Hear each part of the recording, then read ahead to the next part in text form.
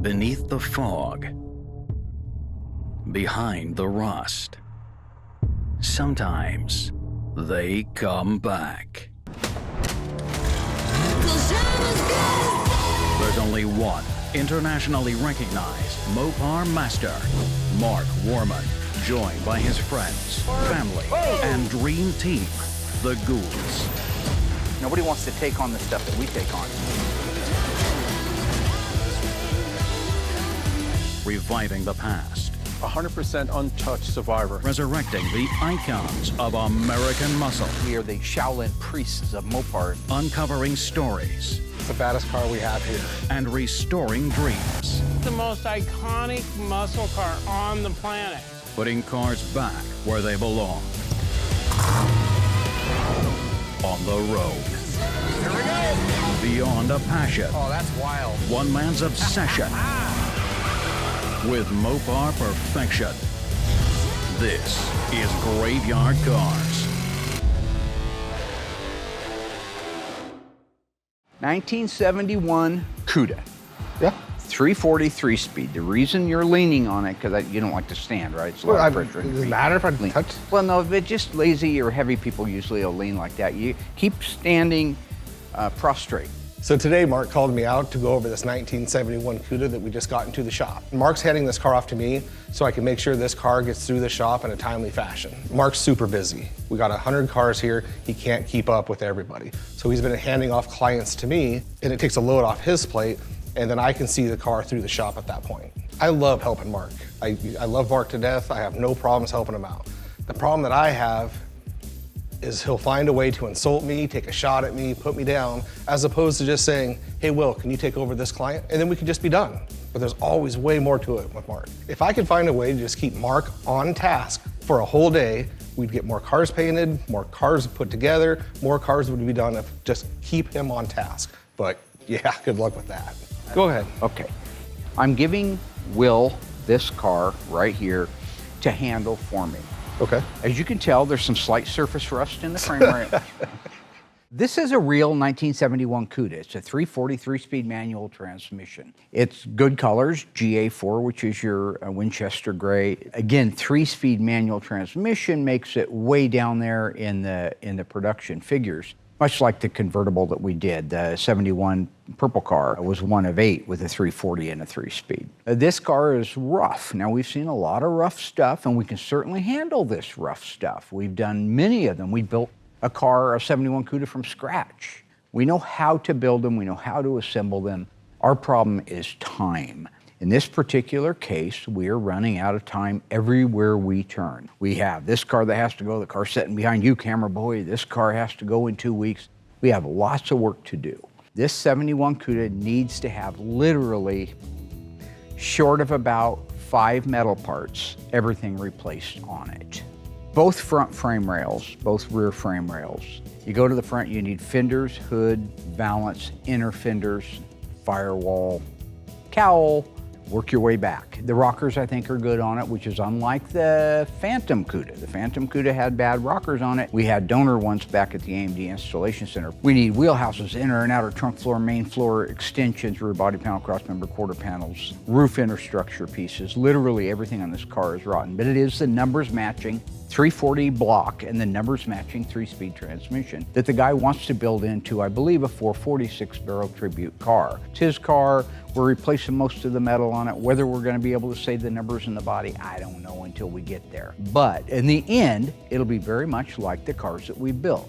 You got the 71 catalog Cuda, the black car with the white billboards on it, 426 Hemi, automatic transmission. I mean, what a beautiful, beautiful car that thing turned out to be. You know, this car is very much like the world famous Phantom Cuda.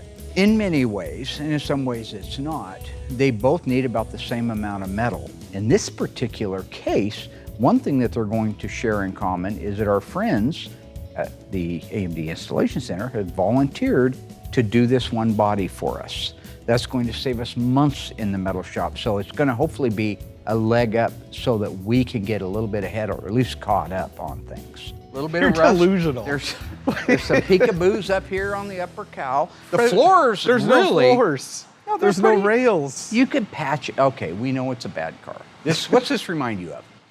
Being one end to the other. Your car. Mark's completely lost his mind. Remember when he said his Charger just had like some slight surface rust? Now I have his car cut in half, waiting for a new clip to get put on it.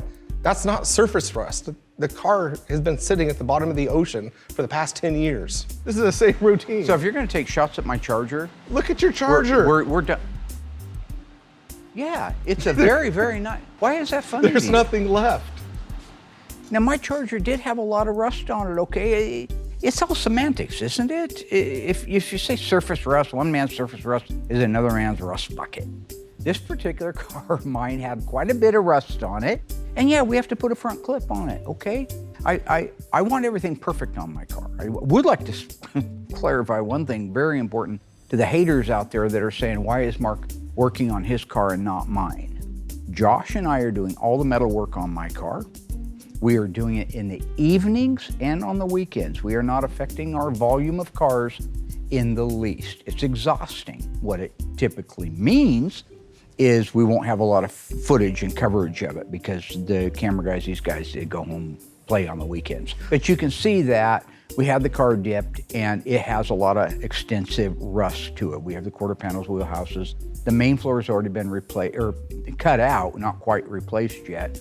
We did get a donor front clip for it. So Josh has been working stewardly on the weekends, on Saturdays and Sundays with me, getting it cut and trimmed and ready to go into place.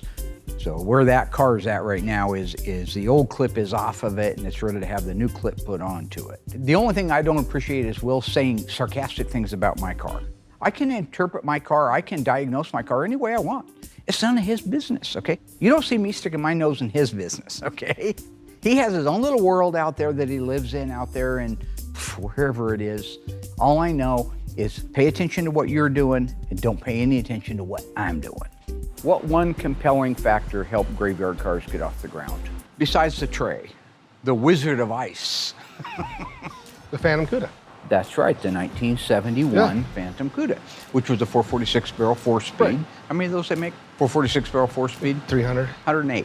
So this car is a factory 340 3-speed manual transmission. Okay. It is also Winchester gray. Beautiful color. It's a very, very rusty car that needs a lot of metal, but the owner that we're building it for wants a real, it's actually a tribute car, but in this particular case, we're not just gonna build a tribute, we're gonna build an original 71 340 Cuda. Okay. So it's important that we keep as many of the original numbers, much of the originality of the car as possible. And why is that? Do you remember the 71 Cuda convertible? Purple? FC7, yeah. Yeah. In violet car, right? Yeah. How many of those were built? 8. 7 or 8, I think it was 8 Yeah. maybe. Okay. This is a 340 3-speed hardtop. How many of those were made? These are good quizzes, and the reason I'm doing this is because these are important codes for you to know, because when you're out there in the field, Will's been helping me a lot with helping customers, right? Yeah. I hand a customer off to you and they call up and they say, hey, I've got this black 1968 Dodge Charger. Well, that's cool, we've only got 168, but what happens when they call up and they say, I got a 71 Cuda? You should know who it is. Just say, give me a paint code. And they give off the paint code. For this case, it's Winchester gray, right? Right. And that paint code is? I've only done this color like once.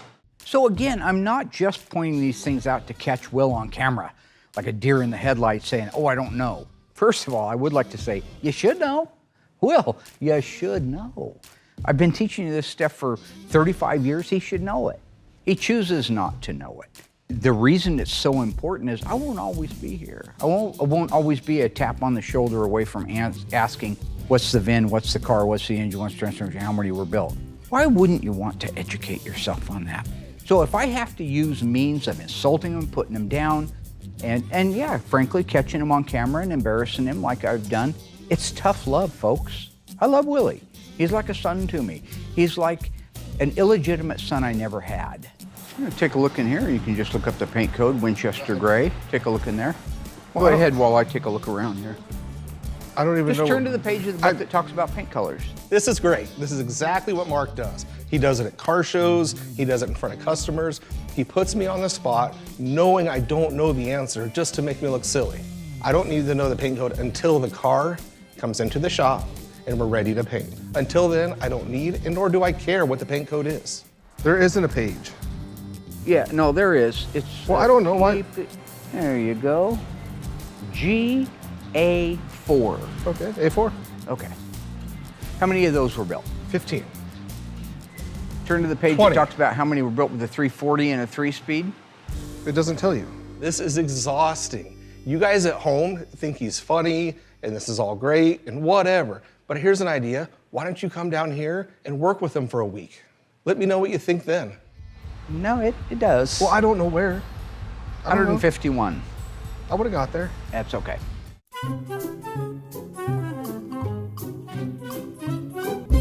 So now lately, Mark has been pressuring me a lot to get a certain 426 Hemi ready for a 69 Charger. The good news is I'm gonna have help today. Turns out old Rollo Pony had the day off and he volunteered to come in and give me a hand. Mark felt that I'm getting way behind in the shop here, and Royal and I have never had the opportunity to work on camera building a 426 Hemi, have we, Royal? Nope, I've never built a 426 Hemi. What? Where have you been? Ever? Not here. This engine has a lot of detailed fasteners that hold down the heads and the intake, and They're it's aftermarket fasteners, right? Yeah. Okay. Should we get Shall going? we get started? Heck yes. Let's do this, buddy. High five. Gloves? Gloves? I got them. Coming up, many hands make light work when Royal helps Dougie build out the 426 Hemi for a 1969 Dodge Charger. Piece of cake. Piece of cake. But will Dougie discover the limits of Royal's dedication? I'm gonna need your help adjusting the valves. Oh, What do you mean, oh? Mark continues to give Will the rundown on the 1971 Cuda and reveals what makes this build so important. So this is Phantom Cuda 2.0, folks. But is Will ready to take full responsibility for this Cuda? Or is he doomed to repeat his past mistakes? He did a public execution It was already... of an innocent flight. Find out when Graveyard Carz returns.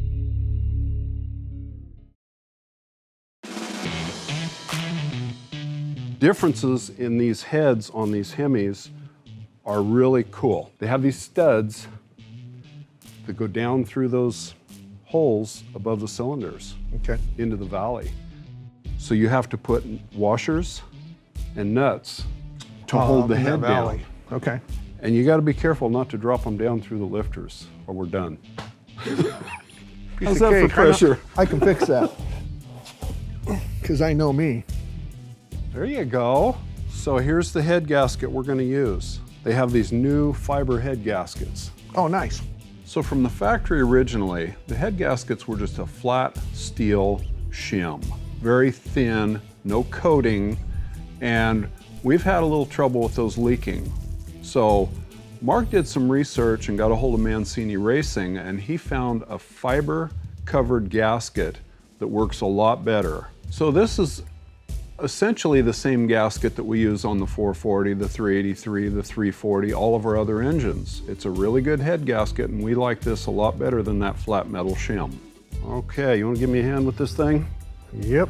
All right. I'm really glad to have Royal help me with this because these heads are heavy. They're back breakers, and setting these down on there and all the details that we have to do to put these heads on the Hemis, it's really nice to have extra eyes and hands to help with this tedious job. Nice, just like that. Okay. So we're just gonna put a couple head bolts in to hold this on. Okay. So the 426 Hemi heads use the same amount of fasteners as the 440 and 383, but they're just a little bit different. The Hemi heads use 4 studs that are screwed into the head, and they actually go down into the valley above the lifters. Yep. I'll go ahead and throw a head gasket on this side. The other difference is 5 of the long head bolts on the Hemi hold the rocker stands in place. So altogether you have 17 fasteners that all have to be treated differently. Perfect, just like that. Okay, so we're just gonna put a couple bolts in to hold these because we have to put the push rods in now before we put the rockers on. Oh, okay. The push rods have to go down through these holes here. And once you Oh, I have the see. rocker on, it's difficult to get those push rods in. So now that the head's on, we're gonna put the outer bolts in place, the 4 nuts and washers on the studs in the valley, before we put the rockers and the 5 remaining bolts in place. We have an outer row of head bolts. Okay. We set the rocker shafts in after we put the push rods in through these holes, and then these 5 bolts become the center head bolts. Oh, okay. And then we have the studs inside here in the valley. Okay, that's with nuts just and washers. Hemi only, right? The Hemi studs in only. here? Hemi only. Chamfer goes up toward the head, right? Both head. That's correct. Chamfer side of the washer goes up. Yep. Okay, that was good thinking on your part, Royal, putting those paper towels in there so I don't drop these washers down through there. I just know how my fingers are. Okay, so once we have most of the bolts in place, we have to put the push rods in place through the head because they go through tiny little holes. They have to go in before the rockers can go on. Interesting note, the push rods on the Hemi are 2 different lengths. The exhaust push rods are longer than the intake push rods. You get over to the wedge engines and the exhaust push rods and the intake push rods are all the same length. This is all just part of the unique design of the Hemi. Okay, I have all the long push rods. I got short ones. For the exhaust. You got the short ones? Yes. Yep. Okay, so upper, lower, upper, lower, upper, lower. Yep. Upper, lower. You've got all the intake in? Yep. Okay. All of our intakes are in, all of our exhausts are in. Okay. Ready to install the rocker assembly? Yeah. Cool. Let's see how this goes, huh? Once we have the push rods all in place, it's time for the rocker shafts.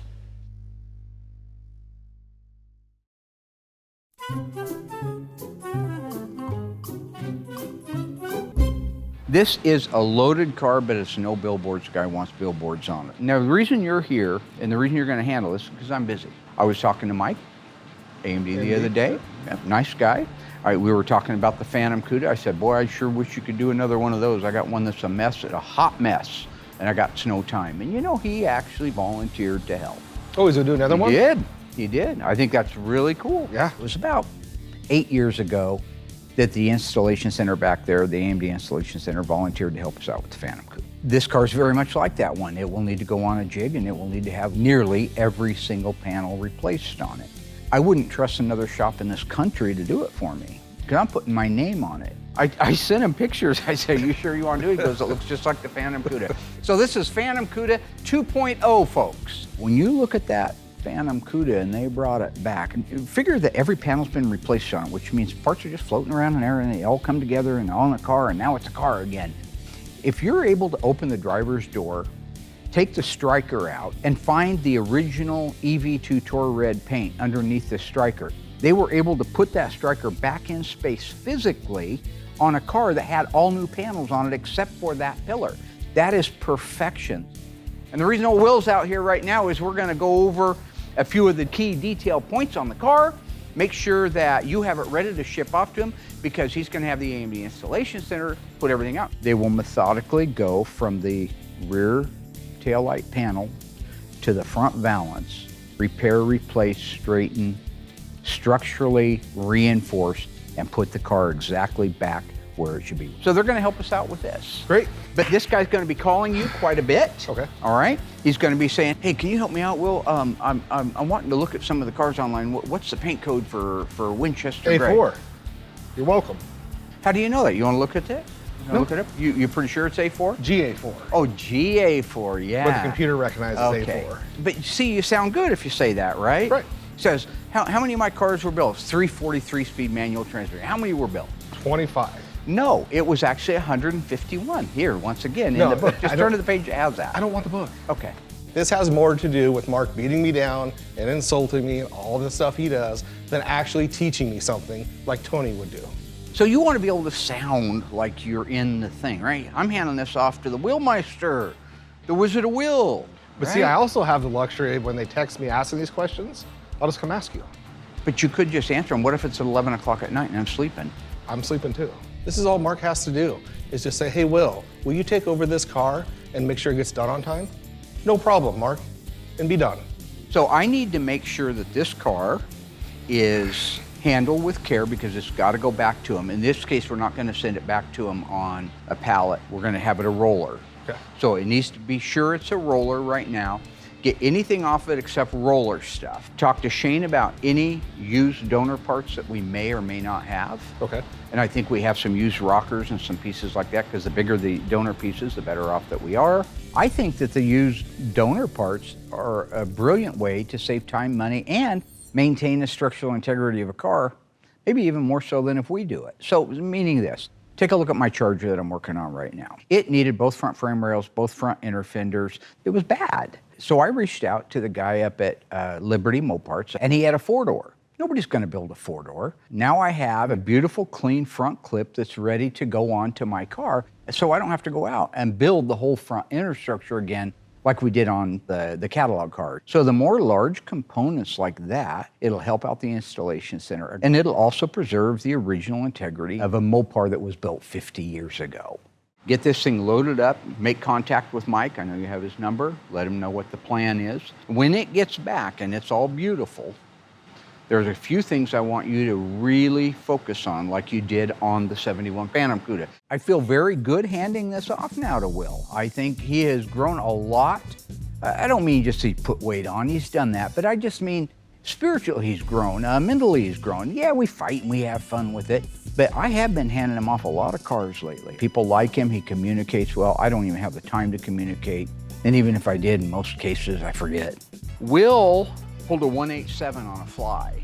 Right about here, What is the? he did a public execution It was already. of an innocent fly. The fly was 1 day old. It has a 3-day life expectancy. You cut it. I talked to an entomologist on this, showed him the footage, and he reassured me that fly, it's only got 3 days to live. Or he did just stroke out and fell right in the middle of my paint, again, making me the victim, not the villain. Are you done with that? Not really. I have another key question for you. You took the dump in the men's room this morning? No.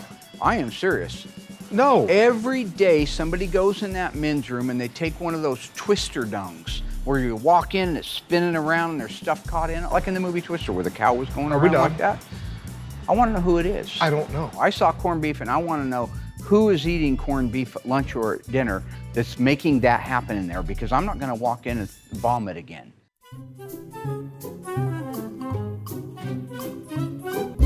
Now, let's see if we can put this puzzle together. I think we gotta flip it though. We go that way. There we go. Thank you, buddy.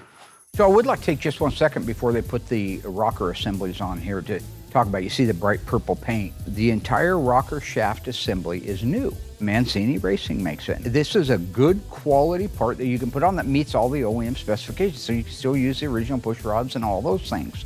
It's got a chrome moly shafts, which is the same kind of a product that the original ones would have been, but they're billet aluminum, the stands, versus the original cast iron ones, so you're gonna save some weight. The springs are new. The rockers are original Mopar rockers. The only thing they change out is the adjuster. Instead of being a flat tip screw, they put an Allen head or a hex head in there.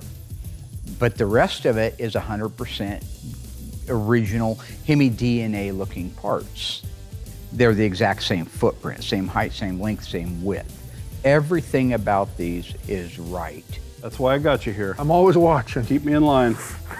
What you see us doing here is making sure that we're installing the rockers correctly over the dowel pins and lining up all the bolt holes. A lot of stuff that you have to line up all at the same time. So while we're putting the rockers on, we have to be careful to make sure all the push rods are in place in alignment and not lose our alignment on the dowel pins. We should probably put the bolts in before we Sure, that'd be helpful. screw those down tight. I'm just saying. I'm good with that. Once we have the rockers in place, we can put the 5 remaining head bolts in and torque them down. With that done, we can go to the other side, do the remaining rocker shafts, and then we can torque the head bolts. Okay, Royal, here we go. Piece of cake. Piece of cake, torque sequence. So the torque sequence is really important on engines. You want to follow the torque sequence that's in the book closely and make sure you follow the torque specs. 1, 2, 3. One thing that's been really helpful to me is to have somebody pointing out every single bolt that you do in advance, because it's really easy to get lost. Now wait, you're getting ahead of me. Let me do the first one. Maybe some people are bright enough to do that. I am not. Okay. We're gonna start at 50 pounds. Yep. We're gonna torque it down.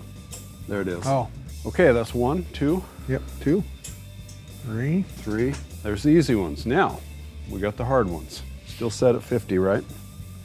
Should be. So this is the way Mark and I like to do these. We go over the head bolts in 2 sequences. We start at 50 pounds, we go up to 70. It helps us to make this even. We've been putting heads on these engines since we were 16 years old. Maybe we used to overheat our engines and change the head gaskets a lot. But anyway, this may not be the way everybody does it, but this works good for us. Here we go. Here, turn Royal and over. I know how to adjust valves. Okay, you watch the cam. I'm gonna crank the engine. You don't need to watch the cam, you just watch the valves. We've also got our marks up here, Royal. Oh, they're open, you can see them. I'm not used to that. We do things the easy way around here. TDC, top dead center. You like that? Yeah. Still to come, confidence in Royal's capabilities begin to wane. Mark, it's not okay to hurt my feelings. I mean, he's only been doing it 12 years, for God's sake. Things come to a head when Royal pulls one of his classic stunts. Will you look at your I watch? gotta pick up my daughter. You said that last week. And how will Dougie fare when he loses his right-hand man? Ah!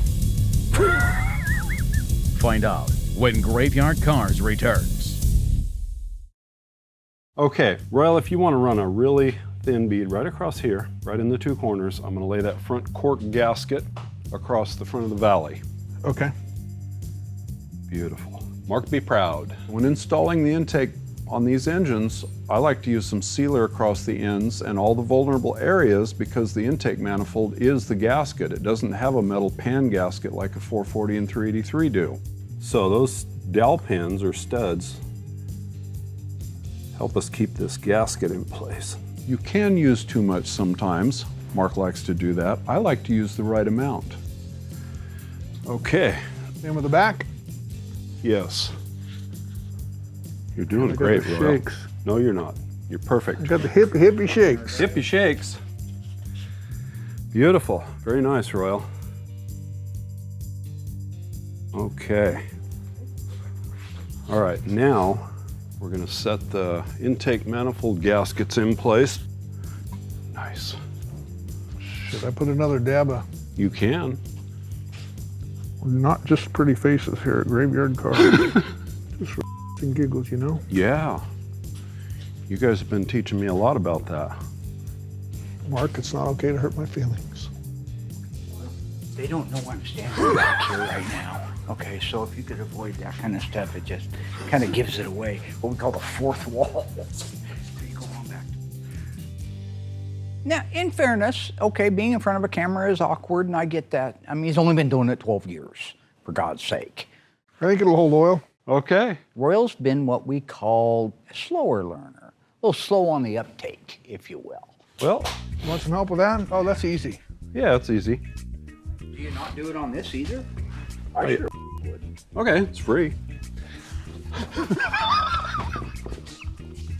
Okay, Royal. Interesting, because I buy it for about $30 a tube. It doesn't feel free. Now, here's another example of somebody not being a quick learner, Dougie. Dougie's slow ability to learn lessons cost him his face once. He pulled a burning marshmallow out of a fire and wedged it on his face. And his face burst into flames. My papa had to put it out with a rake. Okay, we'll see if this holds oil. So another interesting thing about the Hemi is it uses studs on the intake manifold, which is helpful when you're aligning the intake with the valley. Just make sure you have it all aligned over all the studs properly and all the sealer in place, and it should just slide right down. Once you have the intake where you want it, looks good, you can install the fasteners. Just like that. Okay.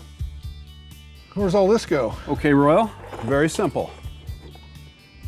Don't drop them. Okay. I'll set This 'em goes there. here, It's on that side. this goes here. Just follow the sequence. This is the Okay. back and Okay. towards the front. The brackets we're installing now are the throttle cable holder bracket and the throttle return spring brackets. The fasteners on the intake manifold are different lengths, 2 different length bolts, and also different length studs. So I like to lay them all out, put them in like say an egg carton or a box, so they're all in order when you go to install these, because it's a little bit tricky. Okay, Royal, so these little tiny 1/4-inch screws go down to 12 foot-pounds. That's Okay. not much. So I just do these with a little tiny 1/4-inch tool. So anyway, I'm just gonna run these down just by feel and kind of a crisscross pattern like you normally torque something.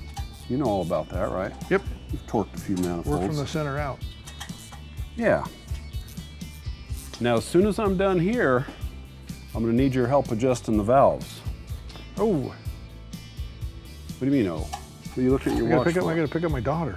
You said that last week. No, Yeah, you did. I wasn't here last week. Oh, the Maybe week the week before. before. Last time you helped me, you said, I gotta leave early. No, that's my MO. Just tell Mark I had a doctor's appointment. Well, Royal had a previous engagement. He's leaving early again. He says something about helping his daughter start a cinnamon roll business. So I'll be flying solo through the end of this build, but he did promise me some cinnamon rolls when he returns. So now that I have the heads on the long block, I'm gonna roll this over. I'm gonna put the oil pan, the windage tray, and the pan gasket in place. So the new windage trays that we have is a composite. It has the gasket built into it. What that means is I don't have to install 2 extra gaskets and that much more sealer, which gives me that much more chance of leakage. The next thing I like to do, and while the engine's upside down, is install the exhaust manifolds and gaskets. It's that much easier right there. All the fasteners are right in front of you. It's that easy to do. So the last thing I like to install is the oil pump. We use a high volume, high pressure oil pump to ensure that we have good oil flow throughout the engine. Before I try to start this engine, I want to prime it first with the oil pump, pressure it up with oil before we try to run it. So when I say prime the engine, what I'm talking about is this oil pump right here. It's going to pump oil through the engine.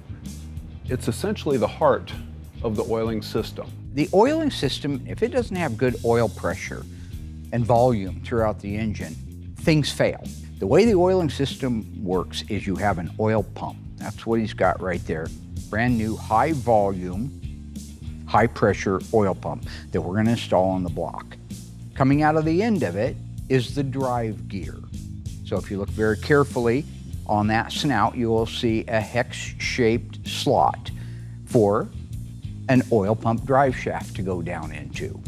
You take that oil pump drive shaft, which runs off of the cam. It'll run the oil pump. Every time that cam moves, it's pumping oil.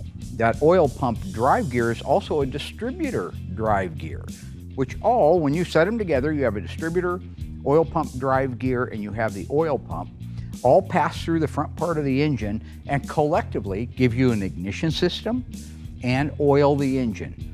All of the big blocks are that way. So we're going to take this priming rod to run the oil pump. We're going to run it down through the distributor opening. We don't have the distributor in, obviously. We're going to drop it down through the bearing where the distributor sets in, and it's going to go right down into the oil pump, and it's going to spin the pump.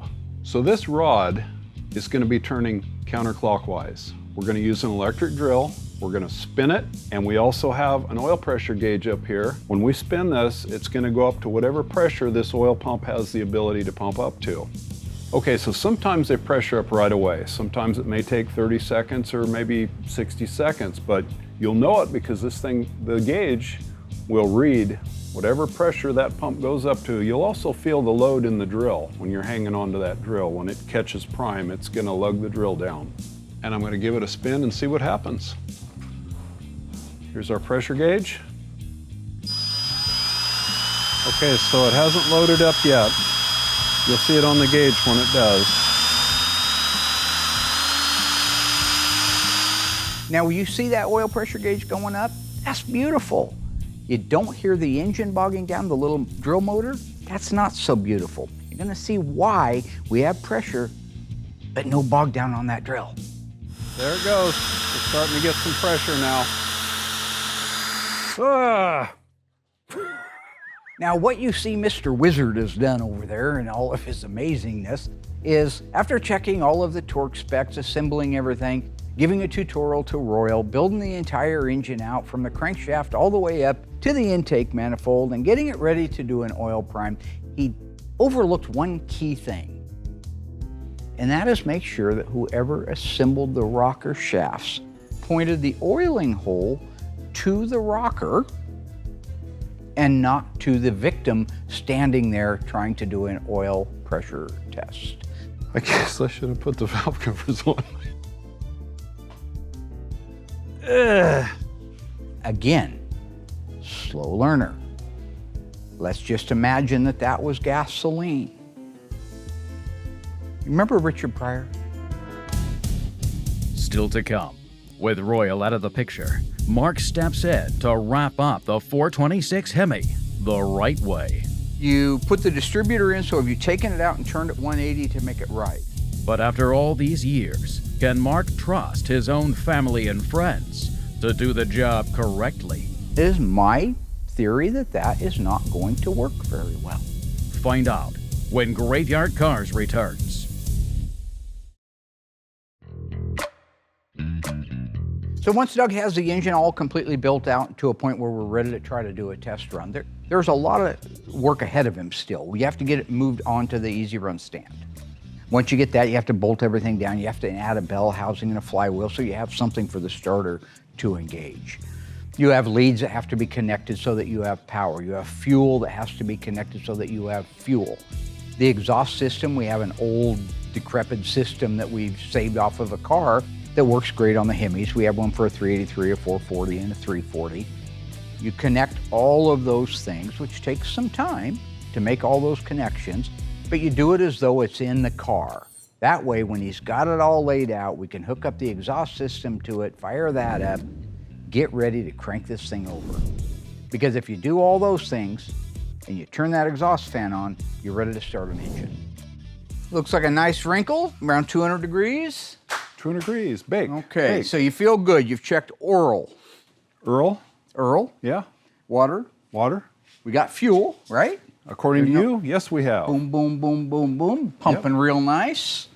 You put the distributor in, so have you taken it out and turned it 180 to make it right? Yeah, Because Dougie always puts it in 180 out. I put it in the way I feel it should go, and then I take it out and I reverse it. We're good. We're doing good now. Would you like to try to start this? Do you think the batteries are both dead, I would assume? Sure. I'd bet on it. All right. 1969 Dodge Charger, 426 Hemi 4-speed. How many were built? How would I know? Take a shot, any shot. How many? 40? 1,400. 207. That's the worst guess I've ever heard in my life. Yeah. 69 Hemi Chargers, huh? Okay, let's turn that 207. coil Okay. power on. Turn the old fuel pump on. Double check. Huh? Do you not want to run that? You just want to run the mechanical version? Yeah. Okay. We have the mechanical pump hooked up, but he also has it hooked up to a electric fuel pump. Yeah. And you're hoping that it'll suck the fuel past the electric fuel pump into the mechanical pump and run the engine. Right. Okay. What I'm amazed at is Doug knows mechanics really well. He has a mechanical fuel pump connected, but it's getting its fuel source not from a can right below it, which is how it's designed to work. It'd be a fuel tank. In this case, he has it running into the fuel pump, an electric fuel pump. Now it has to count on not only doing its job of creating enough PSI, which is like 4 or 5 pounds to get up to the carburetors, but it also has to draw the fuel past the electric fuel pump that isn't turned on. Doesn't want to turn it on. Wants to make it draw it up past it all on its own. And it is my theory that that is not going to work very well. Advance too far. Turn it back. Hey, hey, hey, hey! Look at that. Listen to that. Wow. Yep. Weird, it won't pull the fuel past the electric fuel pump, will it? Huh, so strange. Not a quick learner.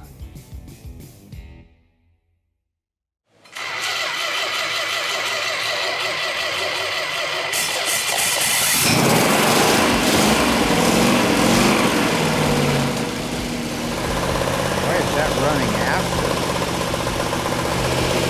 Once you have the engine up and running and you listen for things like the lifters, make sure they got adjusted right. You look for oil leaks, you look for water leaks.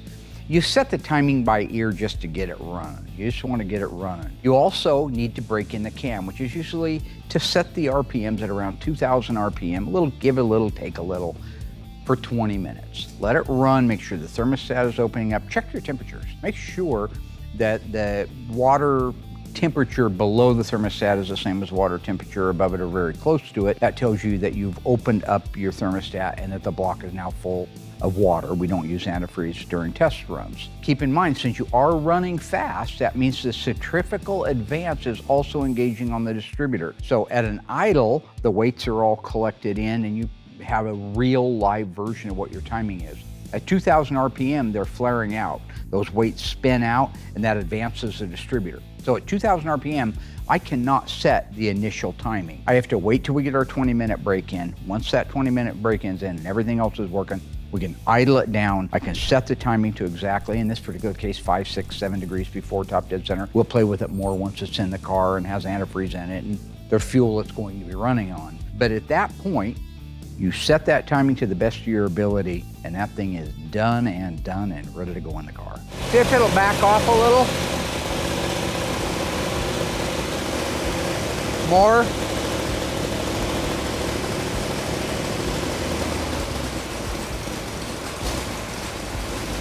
Go ahead and shut it off.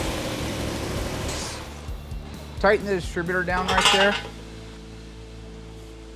Okay, we got it. We just got to work with those carburetors a little bit. I'll try richening the system. They seem like they're getting real lean on the idle circuit. That's why it's faltering. If I can get those to adjust out, then I think we've got it set. Right now I got the timing set at about 5 degrees before. I think I'd have to check the book and see what it is, but that's pretty good. Seems to want to run right there. So I hope you're happy, Wiley. You almost blew my face off. Should be real happy with yourself. Okay, well that should be a wrap then. Let's get this thing put together. You got the transmission, you got the bell housing, you got everything ready to go for this thing, you got the K-member built out, you ready to go into the car, you got the wheels, the tires, the suspension, everything set up? Yeah. Okay. Thank you. Thanks, buddy. Thank you. Cut. Now, I think we've had a very, very good week. We got our 426 Hemi running, thank goodness. A few little setbacks from our Abby Normal friends out there. But it does run really good and it's ready to go in the car. The 69 Dodge Charger, this is the one we've been working on for a while over in the metal shop. It's a numbers matching 426 Hemi 4-speed EF8 green car. So we can move forward with the metal work and the paint work and know in our mind that we have that drivetrain done. I also feel very good that AMD is going to help us out by doing the metal work on our 71 CUDA Winchester gray car. We did do a Winchester gray car one time before, you guys remember? You enthusiasts of the show, it was Winchester gray. It was a tribute car, much like this one's going to be. That one had everything, billboards, rear window louvers, spoiler, beautiful car shaker hood. But I feel good that Will is taking over at the helm, and I would like to say after all of the crap that I give him, I do appreciate him helping me with the customers because we have an enormous amount of them. So if you guys are sitting at home right now and you're wondering why I'm not calling you and Will is, it's not because I don't like you, I do. It's because I'm busy. So, that's the best I can do at telling the truth. Cut.